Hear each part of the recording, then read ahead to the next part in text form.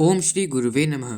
परम पूज्य गुरुदेव ने अपने जीवन काल में लगभग 3000 से अधिक पुस्तकें लिखी हैं। उन्हीं में से एक पुस्तक है हारिए नहीं मत। तो आइए परम पूज्य गुरुदेव द्वारा लिखित इस पुस्तक के भाग 2 को आरंभ करते हैं।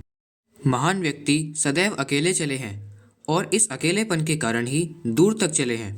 अकेले व्यक्तियों ने अपने सहारे ही संसार के महानतम कार्य संपन्न किए हैं। उन्हें एकमात्र अपनी ही प्रेरणा प्राप्त हुई है। वे अपने ही आंतरिक सुख से सदैव प्रफुल्लित रहे हैं। दूसरे से दुख मिटाने की उन्होंने कभी आशा न रखी। निज वृत्तियों में ही उन्होंने सहारा देखा। अकेलापन जीवन का परम सत्य है, किंतु अकेलेपन से घबराना, जी तोड़ना, कर्तव्य पथ से हतोत्साहित या निराश होना सबसे बड़ा पाप है। अकेलापन आपके निजी आंतरिक प्रदेश में छिपी हुई महान शक्तियों को विकसित करने का साधन है। अपने ऊपर आश्रित रहने से आप अपनी उच्चतम शक्तियों को खोज निकालते हैं। जिस दिन तुम्हें अपने हाथ पैर और दिल पर भरोसा हो जाएगा, उसी दिन तुम्हारी अंतरात्मा कहेगी कि बाधाओं को कुचलकर तू अकेला चल, अकेला। जिन व्यक्तियों पर तुमने आशा के विशाल महल बना रखे हैं, वे कल्पना के व्योम में विहार करने के समान हैं। अस्थिर, सारहीन और खोखले हैं।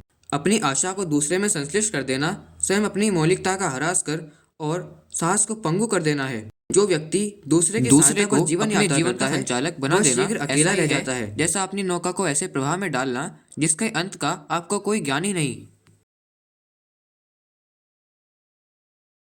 प्रेम ही एक ऐसी महान शक्ति है जो प्रत्येक दिशा में जीवन को आगे बढ़ाने में सहायक होती है। बिना प्रेम के किसी के विचारों में परिवर्तन नहीं ला सकते। विचार तर्क वितर्क की सृष्टि नहीं है। विचारना व विश्वास बहुकाल के सत्संग से बनते हैं। अधिक समय की संगति का ही परिणाम प्रेम है। इसीलिए विचार, धारणा तथा विश्वास प्रेम का विषय है। यदि हम दूसरों पर विजय प्राप्त करके उनको अपनी विचारधारा में बहाना चाहते हैं, उनके दृष्टिकोण को बदलकर अपनी बात मनवाना चाहते हैं, तो प्रेम का सहारा लेना चाहिए। तर्क और बुद्धि हमें आगे नहीं बढ़ा सकते। विश्वास रखिए कि आपकी प्रेम और सहानुभूतिपूर्ण बातों को सुनने के लिए दुनिया विवश होगी। हम दूसरों को बरबस अपने तरह विश्वास, मत, स्वभाव एवं नियमों के अनुसार कार्य करने और जीवन व्यतीत करने के लिए बाध्य करते हैं। दूसरों को बरबस सुधार डालने, अपने विचार या दृष्टिकोण को जबरदस्ती ठोकने से न सुधार होता है और न आपका ही मन प्रसन्न रहता है। यदि हम अमुक व्यक्ति को दबाए रखेंगे तो अवश्य परोक्ष रूप से हमारी उन्नति हो जाएगी। अमुक व्यक्ति हमारी उन्नति में बाधक है। अमुक व्यक्ति हमारी चुगली करता है, दोष निकालता है, मानहानि करता है। अतः हमें अपनी उन्नति न देखकर पहले अपने प्रतिपक्षी को रोके रखना चाहिए। ऐसा सोचना और दूसरों को अपनी असफलताओं का कारण मानना ब्रह्म मूलक है। जब भी मन में पुरानी दुखद स्मृतियां सजग हों तो उन्हें भुला देने में ही श्रेष्ठता है। अप्रिय बातों को भुलाना आवश्यक है। भुलाना उतना ही जरूरी है जितना अच्छी बातों का स्मरण करना।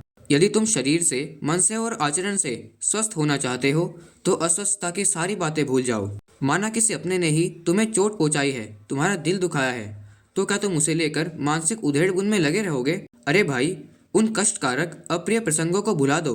उधर ध्यान न देकर अच्छे शुभ कर्मों से मन को केंद्रीभूत कर दो। चिंता से मुक्ति पाने का सर्वोत्तम उपाय दुखों को भूलना ही है। तुम सुख दुख की अधीनता छोड़ उनके ऊपर अपना स्वामित्व स्थापन करो। जो कुछ उसमें उत्तम मिले उसे लेकर अपने जीवन को नित्य, नया, रसयुक्त बनाओ। जीवन को उन्नत करना ही मनुष्य का कर्तव्य है। इसीलिए तुम भी उचित समझो सो मार्ग ग्रहण कर इस कर्तव्य को सिद्ध करो। प्रतिकूलताओं से डरोगे नहीं और अनुकूलता ही को सर्वस्व मानकर न बैठे रहोगे तो सब कुछ कर सकोगे। जो मिले उसी से शिक्षा ग्रहण कर जीवन को उच्च बनाओ। यह जीवन ज्यों ज्यों उच्च बनेगा त्यों त्यों आज जो तुम्हें प्रतिकूल प्रतीत होता है वह सब अनुकूल दिखने लगेगा और अनुकूलता आ जाने पर दुख मात्र की निवृत्ति हो जाएगी।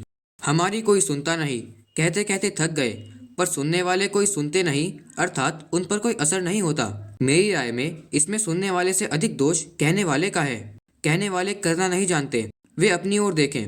आत्मनिरीक्षण कार्य की शून्यता की साक्षी देगा। वचन की सफलता का सारा दारोमदार कर्मशीलता में है।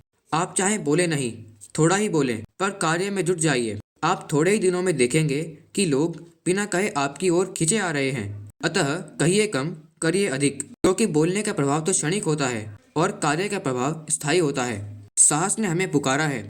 समय ने, युग ने, कर्तव्य ने, उत्तरदायित्व ने, विवेक ने, पौरुष ने हमें पुकारा है। यह पुकार अनसुनी न की जा सकेगी। आत्मनिर्माण के लिए, नव निर्माण के लिए हम कांटों से भरे रास्तों का स्वागत करेंगे और आगे बढ़ेंगे। लोग क्या कहते हैं और क्या करते हैं इसकी चिंता कौन करे। अपनी आत्मा ही मार्गदर्शन के लिए पर्याप्त है।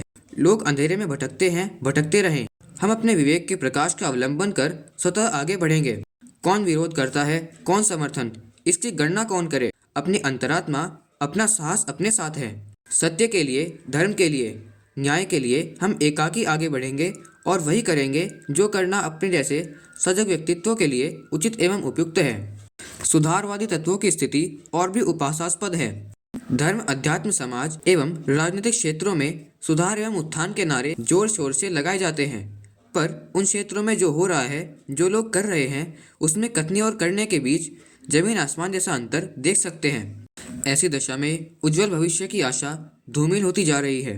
क्या हम सब ऐसे समय की प्रतीक्षा में इस तरह हाथ पर हाथ रखकर बैठे रहें, अपने को असहाय, असमर्थ अनुभव करते रहें मानवीय पुरुषार्थ और कहता स्थिति है बदलने कि के ऐसा लिए नहीं होना किसी चाहिए। दूसरे पर आशा लगाए बैठे रहें? लोभों के झोंके, मोह के झोंके, नामवरी के झोंके, यश के झोंके और दबाव के झोंके ऐसे हैं कि आदमी को लंबी राह पर चलने के लिए मजबूर करते हैं और कहां से कहां घसीट ले जाते हैं। हमको भी घसीट ले गए होते। ये सामान्य आदमी को घसीट कर ले जाते हैं। बहुत से व्यक्तियों में जो सिद्धांतवाद की राह पर चले, इन्हीं के कारण कहां से कहां जा पहुंचे। आप भटकना मत। आपको जब कभी भटकन आए तो आप अपने उस दिन की, उस समय की मनस्थिति को याद कर लेना जबकि आपके भीतर श्रद्धा का एक अंकुर उगा था। उसी बात को याद रखना कि परिश्रम के प्रति जो हमारी उमंग और तरंग होनी चाहिए, उसमें कभी कमी तो नहीं आ रही। इसका अगला भाग